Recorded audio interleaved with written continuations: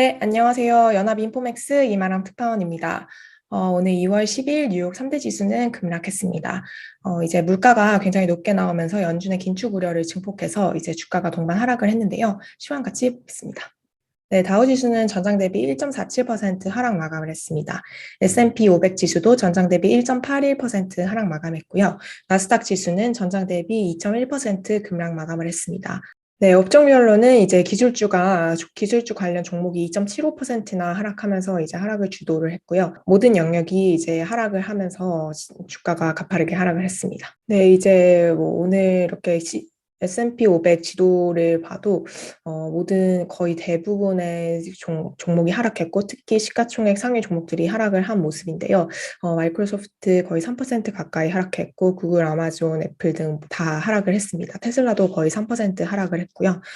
이날 디즈니는 전장 대비 3.35% 상승을 했는데 전일 발표된 실적이 매우 우호적이었고 또 추가 매출에 대한 코로나가 이제 미국에서 정상화가 되면서 추가 매출에 대해서 긍정적인 가이던스가 나오면서 디즈니 상승했습니다. 네, 오늘 트위터도 실적을 발표를 했는데요. 시장 예상치를 하회한 실적을 발표를 했지만 자사주 매입 계획을 발표하면서 주가가 장 초반에는 상승을 했는데 역시 지수 전체가 하락을 하면서 이제 결국 하락 마감을 했습니다. 네, 이날 개장 전에 이제 발표된 인플레이션 지표가 이제 시장을 완전히 화들짝 놀라게 했죠. 정말 많은 말들이 있었는데 결국 1월 소비자 물가 지수는 전년 동기 대비 7.5% 상승한 것으로 집계가 됐습니다. 이제 1982년 2월 이후 40년 만에 가장 높은 수준이고요.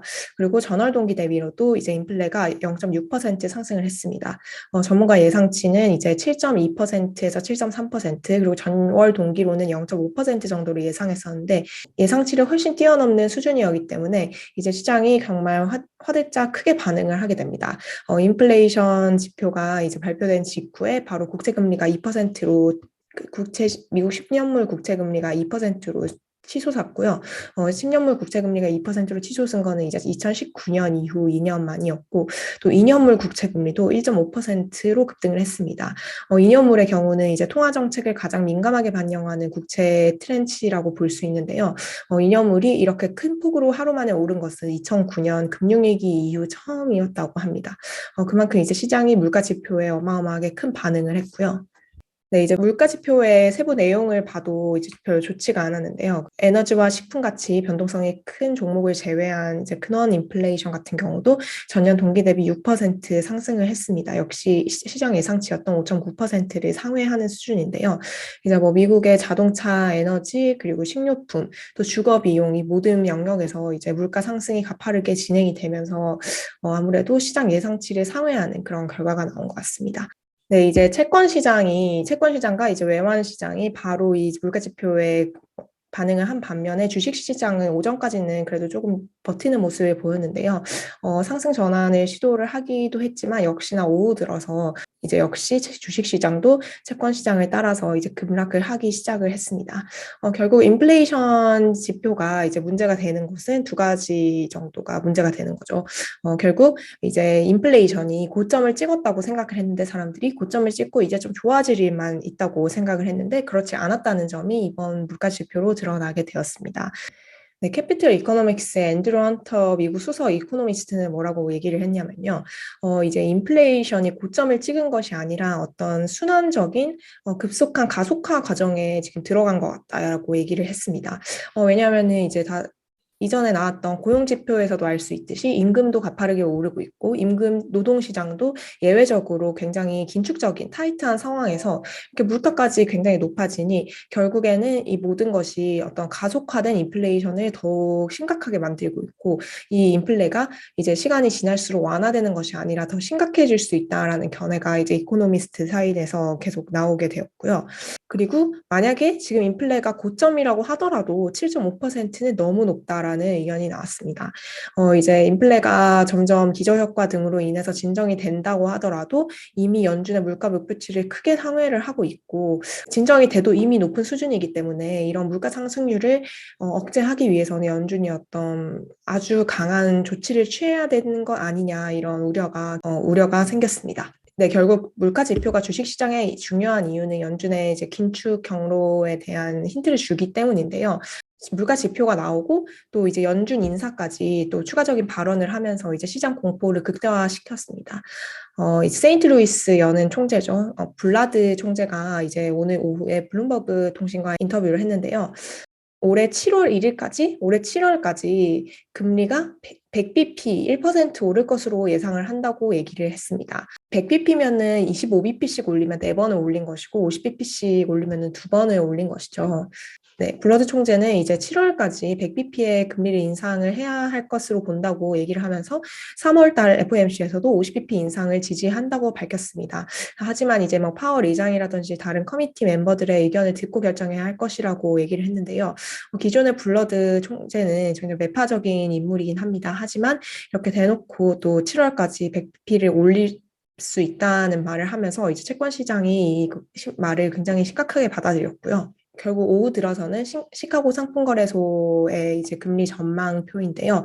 연방기금금리 선물 시장에 있는 전문가들, 참가자들이 지금 3월 FOMC에서 금리가 50bp로, 그러니까 즉 50bp 두 폭 올릴 수 있다고 생각한 사람이 90% 거의 100% 육박하게 됐습니다. 이게 일주일 전만 해도 36% 정도만 50bp 인상을 점쳤는데 이것이 뭐 거의 3배로 이제 급등을 한 것이고요. 거의 이제 시장 참가자들이 3월에 50bp 인상을 기정사실로 받아들이고 있다라는 얘기까지 나올 수 있을 정도로 이제 급속하게 하루 만에 공격적인 금리 인상에 대한 전망이 힘을 얻었습니다. 네, 뭐 이런 분석도 나왔는데요. 이제 가을까지 연준이 모든 FOMC에서 금리를 올릴 수 있다. 이런 얘기가 나왔습니다. 네, 전문가들 의견인데요. 소시에테 제너럴의 분석가는 뭐라고 말했냐면 이제 9월까지 계속 금리를 올리는 것을 시장이 반영을 하고 있다. 그러니까 모든 회의에서 금리를 올리는 것을 반영을 하고 있다라고 얘기를 했습니다. 네, 통상 이제 시장 참가자들 70에서 80%가 금리 인상을 예상을 한다고 하면 이제 연준은 통상 금리를 올리는 그런 경향이 있다고 합니다.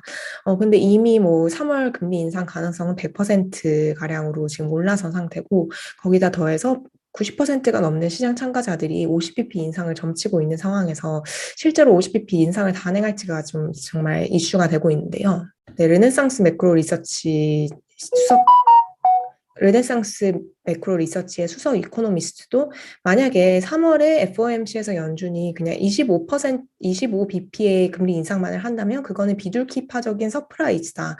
그러니까 50bp를 인상할 것이 너무 유력해 보인다라고 얘기를 했고요.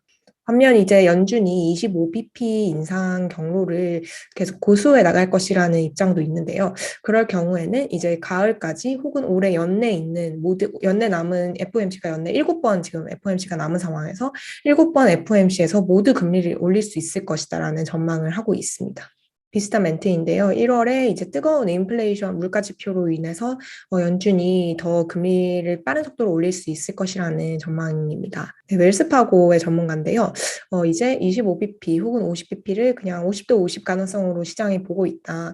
결국 50bp를 인상할 수도 있지만 이것은 연준이 얼마나 이제 과감한 태도를 보여주는지에 따라 이제 달려 있다고 하고, people are really spooked. 그러니까 굉장히 이제 사람들이 이 공격적인 금리 인상을 에 대해서 무서워하고 있는 상황이다라고 얘기를 했습니다. 또 이제 뭐 금리를 빠른 속도로 올리는 것 외에 이제 다른 카드를 꺼낼 수도 있다라는 분석이 나왔는데요. 이제 연준이 지금 카드로 쥐고 있는 대차대조표 축소 스케줄도 앞당길 수 있다는 분석도 나왔습니다. 1월 FOMC에서 연준은 대차대조표 축소는 금리 인상 이후에 나타날 것이라고 이제 언급을 하긴 했었죠.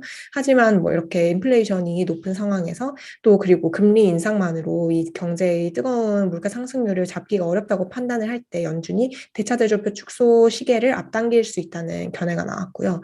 보통 지금 전문가들은 이르면 6월 그리고 대부분 한 9월 정도에 대차대조표 축소에 관련된 이제 설명이 나올 것으로 예상을 하고 있는데요. 이 시기 동안 앞당겨질 수 있다는 의미입니다. 이제 전문가들 분석에 따르면 이제 연준의 9조 달러에 달하는 연준의 대차대조표를 5천억 달러 축소할 때마다 25bp의 금리 인상 효과가 있다고 하는데요. 대차대조표 축소 이슈까지 같이 더해지면 이제 주식에는 상당한 큰 하방 압력으로 작용을 할 수 있습니다. 이제 시장은 올해 연준이 기준금리를 7번 인상할 가능성을 60% 이상으로 점치고 있습니다. 불과 지난주까지만 해도 7번 금리 인상 연내 7번 금리 인상 전망이 시장에서 가장 매파적인 그런 스탠스였는데 이제 과반이 넘는 참가자들이 그럴 가능성을 높게 유력하게 생각을 하고 있고요. 7번 금리를 인상한다면 이제 연말까지 모든 FOMC에서 금리를 인상하는 셈이 되는 거죠. 주식시장은 이런 공격적인 연준의 긴축 공포에 계속 좀 변동성을 보일 것으로 전망이 됐습니다. 베리 길버트 LP의 파이낸셜 전략가인데요. 시장이 점점 더 공격적인 연준에 대해서 걱정을 하고 있는 만큼 이제 계속 증시가 변동성을 좀 겪을 것이라는 지적을 했죠. 확실히 연준이 인플레이션을 잡았다. 인플레이션을 우리가 해결하고 있다라는 확실한 그런 사인을 보내기 전까지는 주식시장이 계속 좀 어려움을 겪지 않을까라고 얘기를 했습니다. 네, 옥스퍼드 이코노믹스의 수석 전략가인데요. 이제 이미 채권 10년물 금리가 2%로 치솟은 상황에서 그리고 또 예상보다 높은 물가를 겪고 있는 상황에서 negative for equity prices overall 그러니까 주식 시장에는 전체적으로 부정적인 영향을 끼칠 것이라고 얘기를 했습니다. 그리고 특히 부채에 기반하고 있는 기술주에 큰 타격이 갈 것이라고 얘기를 했습니다. 기술주가 이런 금리 상승기에는 가장 큰 타격을 받는 종목 중 하나죠. 미래의 가치에 기반하고 있고 부채 부담이 높기 때문에 이런 긴축 우려가 생기면 기술주는 많이 하락을 하는 추세를 보입니다. 반면 이제 금융주 같이 금리로 인해서 플러스를 얻을 수 있는 종목은 상승할 수도 있지만 주가 전반에 이제 좀 변동성과 하방 압력이 가해질 것이라는 전망에 힘을 얻고 있습니다. 네, 이 밖에 주요 뉴스입니다. 비트코인 가격이 이날 장중 43,000달러대까지 하락했습니다. 1월 소비자 물가 지수가 40년 만에 최고치를 보이면서 10년물 미국 국채 수익률이 2%로 급등함에 따라 투자자들의 비트코인 투자 심리가 다소 약해진 것으로 해석됩니다. CNBC는 많은 기관 투자자들이 암호화폐를 위험 자산으로 거래하면서 비트코인은 미국 기술주와 비슷한 흐름을 보이고 있다고 설명했습니다. 다만 비트코인 가격은 이후에 제한적인 상승세를 이어갔습니다. 유럽연합 집행위원회가 유로존의 인플레이션 전망치를 대폭 상향 조정했습니다. 높은 에너지 가격과 가을 이후 공급망 제약 확대, 지정학적 긴장 등으로 인플레이션 압력이 확대됐기 때문입니다. EU 집행위는 올해 유로존의 소비자 물가 지수가 3.5%를 기록할 것으로 예상했습니다. 이는 11월 발표한 예상치인 2.2%를 대폭 웃도는 수준입니다. 유로존의 지난 1월 CPI는 5.1%를 기록해 22의 목표치를 크게 웃돈 바 있습니다. 미국의 주간 실업보험 청구자 수가 월가 예상치를 밑돌았습니다. 미 노동부는 지난 5일로 끝난 한 주간 실업보험 청구자 수가 계절 조정 기준으로 전주보다 1만 6천 명 감소한 22만 3천 명을 기록했다고 밝혔습니다. 이는 월스트리트 저널이 집계한 전문가 예상치인 23만 명보다 적었습니다. 미국의 주간 실업보험 청구자 수는 3주 연속 감소했습니다.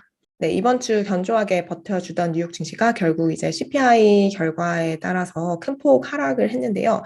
이제 연준의 공격적인 긴축에 대한 우려가 계속 커지고 있는 상황에서 주가가 또 얼마나 하락을 이어갈지에 대해서 지켜봐야 할 것 같습니다.